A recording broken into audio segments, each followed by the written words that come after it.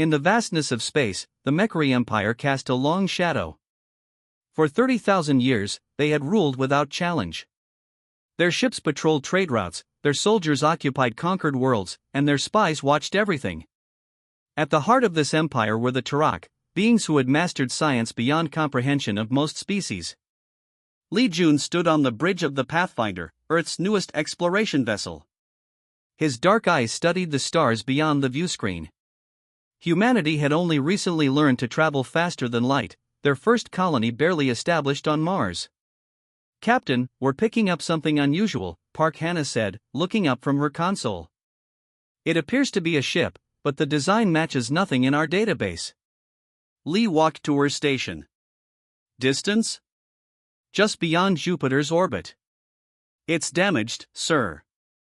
And it's not moving under its own power." The captain made his decision quickly. "Set course to intercept. Alert medical to prepare for possible survivors." As the Pathfinder approached, they saw the extent of the damage. The alien vessel was twice their size but had been torn apart by weapons far beyond human understanding. Its hull was made of a crystalline material that seemed to absorb light rather than reflect it. "Life signs detected," Park reported.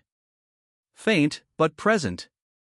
6 hours later, Lee stood in the medical bay, watching Dr. Nam work on the alien survivors. They resembled tall, slender birds with iridescent feathers and 4 arms. Their large eyes looked at the humans with clear intelligence. One of them, stronger than the others, managed to activate a device. A soft light projected from it, and words formed in the air, translated into basic English. "I am Tala," the alien communicated. "We thank you for your aid." "What happened to your ship?" Lee asked. The alien's feathers flattened against its body. "We fled the Mechri patrol. We refused to provide them with children for their work camps." As days passed, the Pathfinder returned to Earth with its unexpected passengers. Tala and her people, called the Avari, shared their story with Earth's leaders. They described an empire that spanned the galaxy, ruled through fear and overwhelming force. "No one resists the Mechri," Tala explained during a meeting with the United Earth Council. "Those who try are made examples. Entire worlds reduced to ash." Council President Bay looked troubled. "And you believe they will follow you here?" "Not immediately," Tala replied. "But eventually. The Mechri miss nothing. They track all ships. They will discover where we went." The debate raged across Earth. Some argued for sending the refugees away to protect humanity. Others insisted that offering sanctuary was the only moral choice. News channels showed crowds gathering in cities, some protesting against the aliens, others welcoming them. Lee found himself called to many meetings. In one, he sat beside Park as military officials questioned them. "In your assessment, Captain, what are our chances if these Mechri come looking?" asked General Kong. "Based on what Tala has shown us of their technology, we would be severely outmatched," Lee answered honestly. "But the Avari also have knowledge that might help us prepare." The decision came 3 weeks later. Earth would offer sanctuary to the Avari refugees. In return, they would share what they knew of Mechri technology and tactics. Work began immediately. The Avari helped scientists understand principles of faster shields and more efficient energy weapons. But even as humanity prepared, they hoped the Mechri might never find them. Beyond Neptune, where the sun was just a bright star, something moved in the darkness. 3 ships, their hulls black and angular, watched Earth silently. Inside, creatures with pale skin and eyes that reflected no light studied the blue planet. One of them, Commander CK, recorded his observations. Primitive species. Recently achieved rudimentary space travel. Notable aggression patterns based on communications. Additional data, they harbor Avari refugees. He sent the information back toward the heart of the Empire, where the Turok High Command would decide Earth's fate. On Earth, unaware of the watching eyes, Lee looked up at the night sky from his apartment balcony. Stars filled the darkness above Seoul, beautiful and mysterious. He thought about Tala's warnings, about the vastness of space, and about the empire that ruled through fear. We have time to prepare, Park said, joining him on the balcony. The Avari believed the Mechri wouldn't send a fleet immediately. Lee nodded. Let's hope they're right.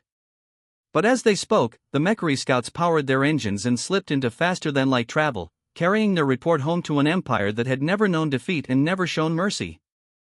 6 months after the arrival of the Avari refugees, Earth had changed. Military bases hummed with activity. Scientists worked day and night to improve shields and weapons based on Avari knowledge. The first ships built with the new technology left the orbital shipyards above Earth.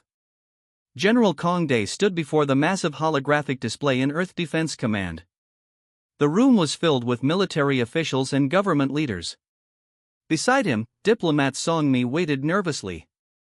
The long-range sensors detect multiple ships entering our solar system, Kong said, pointing to the red dots appearing at the edge of the display. Based on Avari information, this is an Imperial subjugation fleet. President Bay stepped forward. How long do we have? At their current speed, 3 days until they reach Earth orbit. Song Mi adjusted her uniform collar. I've studied all available information on Mechri first contact protocols. They will demand immediate and total surrender. No species has ever successfully resisted an Imperial fleet. Then humanity will be the first, Kong said simply. The next 3 days passed in frantic preparation. Civilian populations moved to underground shelters. Every ship capable of combat was mobilized. In orbit, the newly completed defense platforms were powered up for the first time. When the Mechri fleet arrived, it was more terrible than anyone had imagined. 27 ships, each larger than any human vessel.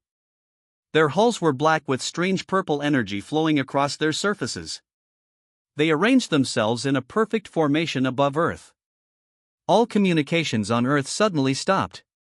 Every screen showed the same image, a Turok commander. Its skin was pale gray, its eyes large and completely black. I am Fleet Lord Zin, the alien said, its mouth barely moving as the translated words came through. Your world harbors enemies of the Mechri Empire. You will surrender them immediately, along with your planet. Resistance is pointless. In Defense Command, President Bay stepped forward. This is President Bay of Earth. We are a sovereign world. We do not recognize your authority. The Turok's expression didn't change. You have 1 hour to reconsider before we begin planetary bombardment. Kong waited until the transmission ended. Everything is ready, Madam President. Begin Operation Asteroid, she ordered. The Mechri fleet waited, expecting fear and eventual submission. They had conquered 1,000 worlds this way. Fear was their greatest weapon. But the humans had a plan. For weeks, they had been secretly moving hundreds of small, unmanned ships into the asteroid belt. Now these ships activated, attaching to asteroids and firing their engines. The Mechri detected the incoming asteroids too late. Their sensors, designed to track energy weapons and ships, had difficulty with the simple rock projectiles. Several asteroids struck the Mechri ships before their weapons could destroy them. Now! Kong ordered as the Mechri formation broke. Earth's fleet emerged from hiding behind the moon. They were smaller and fewer than the Mechri vessels, but they attacked with unexpected tactics. Instead of engaging at a distance as the Mechri expected, the human ships closed to point-blank range, making it difficult for the larger Mechri weapons to target them. On the Mechri command ship, Fleet Lord Zin watched in disbelief. Impossible. How are they piercing our shields? The answer was simple. The Avari had shared the secret frequencies of Mechri shield technology. Human weapons had been specifically designed to pass through them. The battle raged for hours. Human ships took heavy losses, but they fought with determination that shocked the Mechri. 3 Mechri destroyers fell. Then a 4th. Kong watched the tactical display, his face grim as he received reports of human casualties. But the plan was working. The Mechri formation, designed for intimidation rather than actual combat against equals, was falling apart. Sir, the Mechri flagship is changing position, reported Officer Kim. On the screen, they watched as the largest Mechari vessel began to retreat. One by one, the remaining ships followed. "They're leaving?" Songmi asked in disbelief. "Not retreating," Khan corrected. "Regrouping. They'll be back with a larger force." But today humanity stood against them, President Bay finished. And we survived. Across the galaxy, the news spread quickly. The mighty Mechari fleet had failed to subjugate a world. For species that had lived under Mechari rule for generations, it was like watching the impossible. Some began to whisper of resistance. Others began to hope. On his damaged flagship, Fleet Lord Zin sent a message to the Turok High Command. For the first time in his long life, he wrote the words, "Resistance encountered. Reinforcements required." The High Command received his message with shock. They immediately ordered a full battle fleet to prepare. Earth would be punished severely for this defiance. But deep in the hearts of some Mechari, a new feeling stirred: fear. The Great Hall of the former United Nations building in Geneva had been redesigned to accommodate beings of various sizes and atmospheric needs. 3 months had passed since humanity's unexpected victory against the Mechari. Earth knew they had only gained time, not peace. Kim Hyun, Earth's leading physicist, stood before a diverse audience of alien representatives. His team had worked day and night analyzing captured Mechari technology. The Mechari communication system uses quantum entanglement, Kim explained, pointing to the holographic display floating above the center of the room. But we discovered something interesting. Their system fails when exposed to a specific radiation pattern. The aliens whispered among themselves. 7 different species sat in the hall, each having arrived secretly on Earth in the weeks following the battle. All came from worlds conquered by the Mechari. Riso, the tallest among them, stood up. His blue skin shimmered under the lights, and his forearms moved in graceful patterns as he spoke. "On my world, Palaxia, we developed advanced cloaking technology before the Mechari came. They took it from us, but some secrets we kept hidden." Another alien, small with orange fur covering her body, rose from her seat. "My people created gravity manipulation devices that the Mechari could never fully understand." One by one, representatives revealed technologies their ancestors had hidden from the conquerors. Each alone was not enough to challenge the Empire, but together. "We could create an alliance," Songmi suggested. She had been appointed Earth's chief diplomat to the visiting aliens. "Share our knowledge, our technologies, our strength. The Mechari would crush any world that openly defies them," warned a reptilian alien named Kodo. "Not if we stand together," General Kong replied. "Not if we strike first." Thus the Defiant Alliance was born. In secret facilities across Earth, scientists and engineers from 8 worlds worked together. They combined human ingenuity with alien knowledge to create technologies the galaxy had never seen. At a hidden base beneath the Pacific Ocean, Kim worked with alien scientists to perfect the quantum disruption field. If it worked, they could blind the Mechari fleet during battle. "Try it now," Kim said, stepping back from the device. Riso activated the field. The test communication unit flashed error messages, then went dark. "It works," Riso said softly. "After 1,000 years of Mechari rule, we finally have a weapon against them." In orbit around Jupiter, the first ships of the Alliance fleet conducted joint training exercises. Pilots from Earth flew alongside aliens who had once only dreamed of freedom.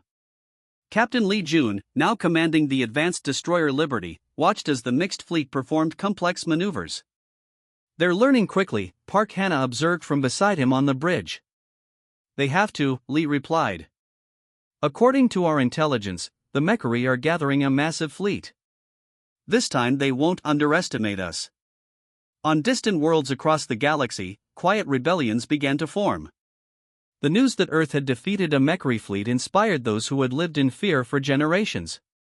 The Empire responded with brutal force, destroying entire cities to crush any hint of defiance. The Mechari High Command gathered in their grand chamber on the Turok homeworld.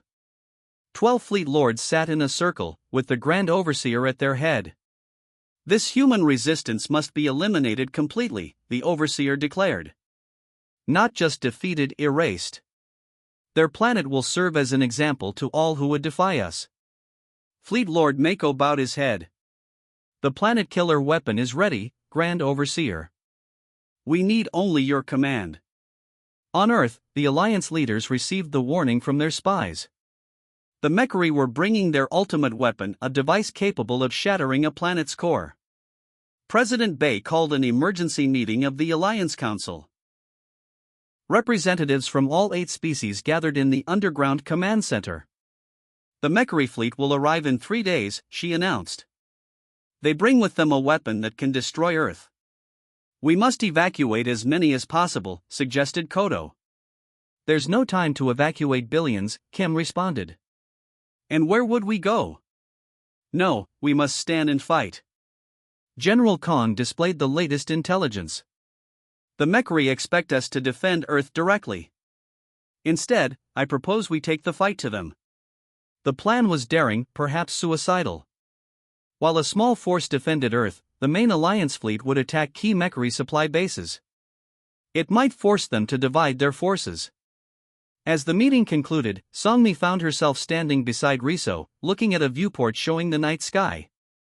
My ancestors told stories about life before the Mechari, Riso said quietly. Freedom was more than just a word then. Song nodded. If we succeed, it will be more than a word again. 3 days later, as the massive Mechari armada approached Earth, the Alliance fleet jumped to light speed, beginning the most daring operation in galactic history. The war for freedom had truly begun. The sky above Seoul burned red and orange as defensive energy shields struggled against Mechari weapons. Commander Yunjin watched from the orbital defense platform as the largest invasion fleet in galactic history poured into the solar system. More than 100 Mechari warships had arrived, led by a massive command ship twice the size of anything humans had ever built. Status of civilian evacuation? Yoon asked, her voice steady despite the chaos around her. Officer Choi Woo checked his display. Lunar shelters are at capacity. Mars colony is still evacuating, but transport ships are struggling to break through the Mechari blockade. Earth's defenders fought bravely. The new Alliance technologies had given them advantages the Mechari didn't expect. But the sheer number of enemy ships was overwhelming. For every Mechari vessel destroyed, 3 more took its place. In orbit around Mars, the situation was desperate. Admiral Baek Sun commanded the defense fleet protecting the civilian transports. His flagship, the Dauntless, shuddered as Mechari weapons struck its shields. Admiral, new contact, his sensor officer shouted. It's enormous. On the view screen, a new Mechari ship appeared. Unlike the others, this one had a massive cannon extending from its front section. It was the planet killer weapon they had feared. All ships, defensive formation around the civilian transports, Beck ordered. Get those people out of here. The Mechari weapon charged, gathering energy in ways that distorted space itself. When it fired, the beam struck Mars' southern hemisphere. The planet's surface cracked like an egg. Mountains collapsed, oceans of underground ice instantly vaporized. Half the planet began to break apart. No! Beck whispered, watching as millions died instantly. On Earth, President Bay received the news with horror. In the command bunker deep beneath the mountains, she turned to General Kong. How many were still on Mars? Almost 3 million colonists, he answered, his face ashen. Plus our defense fleet. The communication system crackled, and Admiral Beck's voice came through. His image on the screen showed a damaged bridge with fires burning in the background. The planet killer is turning toward Earth, he reported. My fleet is badly damaged. We can't stop it conventionally. President Bay closed her eyes briefly. Options? Only one, Beck replied. Protocol Firewall. The room went silent. Protocol Firewall was a last resort measure, a suicide mission designed to overload a ship's core near an enemy vessel. Approved, Bay said quietly. May your ancestors guide you, Admiral. On the Dauntless, Beck ordered all remaining crew to evacuation pods. He stayed behind, manually plotting the course that would take his ship directly into the planet killer's main cannon. Remember why we fight, he transmitted to Earth as his final message. The Dauntless accelerated toward the massive Mechry weapon. Mechry defensive fire tore through the ship's hull, but Beck held course. The Admiral's hands were steady on the controls as he guided the dying ship. The collision was spectacular. The Dauntless core overloaded precisely as it entered the Planet Killer's main cannon. The explosion tore through the Mechry vessel, setting off secondary explosions throughout its structure. Both ships were vaporized instantly. On Earth, people watched the distant flash of light. The Planet Killer was gone, but at terrible cost. And the Mechry fleet still outnumbered Earth's defenders 5-1. In the medical center of the command bunker, Dr. Han Ji worked frantically to translate data recovered from captured Mechry ships. She hadn't slept in days, driven by the conviction that something important was hidden in the ancient files. "This doesn't make sense," she muttered, studying the strange patterns in the code. She called Kim Hyun to her station. "Look at this. These command protocols don't originate from the Turok. They're coming from something else, something that's controlling the Turok themselves." Kim studied the data, his eyes widening. "The Turok aren't the true masters of the Empire?" "I don't think so," Han replied. "Whatever is really in control, it's ancient, far older than the Mechry Empire itself." As they worked to understand this new revelation, the battle above continued to rage. Earth's defenses were failing. The orbital platforms fell one by one. Cities across the planet were hit by Mechry weapons. In what remained of the fleet, Commander Yoon watched as her ship's systems failed around her. "We can't hold them much longer," she reported to Earth Command. General Kong looked at the tactical display showing the overwhelming Mechry forces. For the first time, he allowed himself to consider that humanity might lose this war. Then an urgent message arrived from the Alliance fleet. Songmi rushed into the command center, her face flushed with excitement. "We've done it. The Alliance fleet has destroyed 3 major Mechry supply bases. And Dr. Han's discovery, it changes everything. We've found their weakness." As night fell across a wounded Earth, a small spark of hope returned. The darkest hour had come, but humanity had survived it. And now, they had discovered the secret that might finally bring down an empire built on fear. Engineer Ryu Min's fingers danced across the control panel of the quantum disruptor. The device hummed with power, its core glowing with soft blue light. Around her, the bridge of the Alliance flagship Guardian was filled with tension and hope. "Ready to broadcast on your order," she reported to Captain Lee. The Coalition fleet, a mixture of human and alien vessels, had positioned themselves in a tight formation around the Mechry homeworld. It had been a dangerous journey, slipping past Imperial defenses using combined cloaking technology. Now they orbited the heart of the Empire that had terrorized the galaxy for millennia. Dr. Kim Hyun studied the final calculations on his tablet. "Remember, we'll only have one chance. Once the disruptor activates, the Mechry will know exactly where we are." On the viewscreen, the Turok homeworld hung like a jewel in space. Beautiful blue oceans covered much of its surface. White cities gleamed in the light of the system's twin suns. It was hard to believe that such a lovely world could be the center of so much suffering. "All ships report ready," Park Hannah announced from her station. "The ground team is in position." Captain Lee nodded. "Begin the operation." Ryu activated the quantum disruptor. At first, nothing seemed to happen. Then, slowly, reports started coming in from across the fleet. "Mechry defense grid is failing. Their ships are losing communications.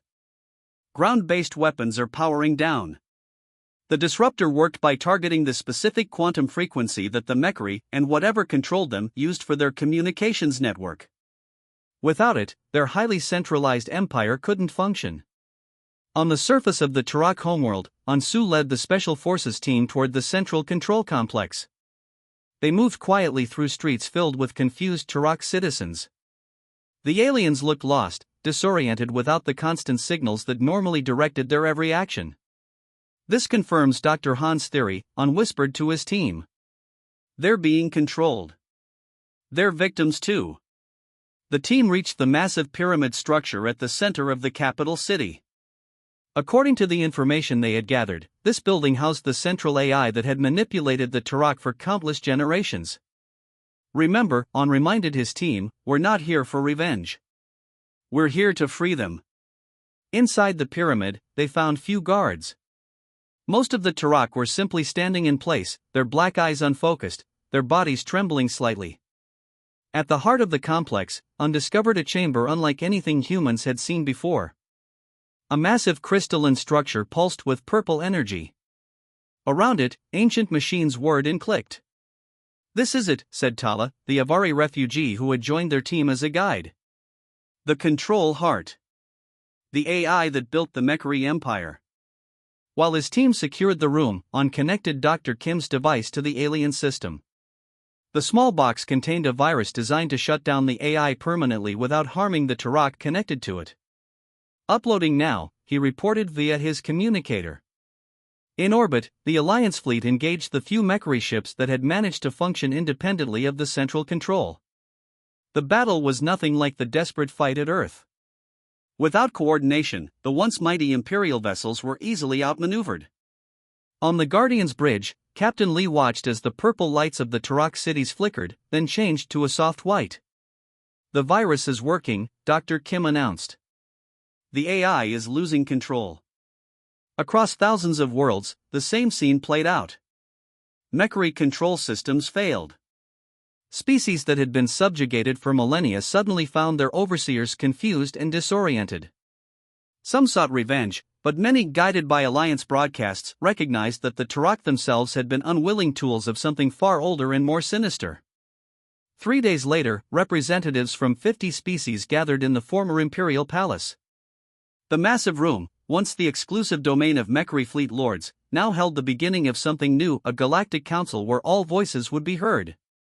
Songmi stood beside Riso as they watched the proceedings. "I never thought I'd see this day," the alien said softly. "Nor did I," Song admitted. "For so long, we only hoped to survive. Now we're building something new." A Turok representative approached them, his manner hesitant, almost ashamed. "My people have much to answer for," he said. "Your people were prisoners too," Song replied gently. "We all have a chance to start again." As the council session began, President Bay addressed the gathered representatives. "The revolution we started was not just against an empire, but against fear itself. We learned that no power in the galaxy can stand against those who refuse to be ruled by fear." Across the stars, worlds began to heal. Trade routes reopened. Cultural exchanges flourished. The Alliance fleet became a peacekeeping force, helping worlds transition to freedom. And humanity found itself in a new role, not as conquerors, but as catalysts for a galactic renaissance. They had taken a stand when no one else would, and in doing so, changed the destiny of countless worlds.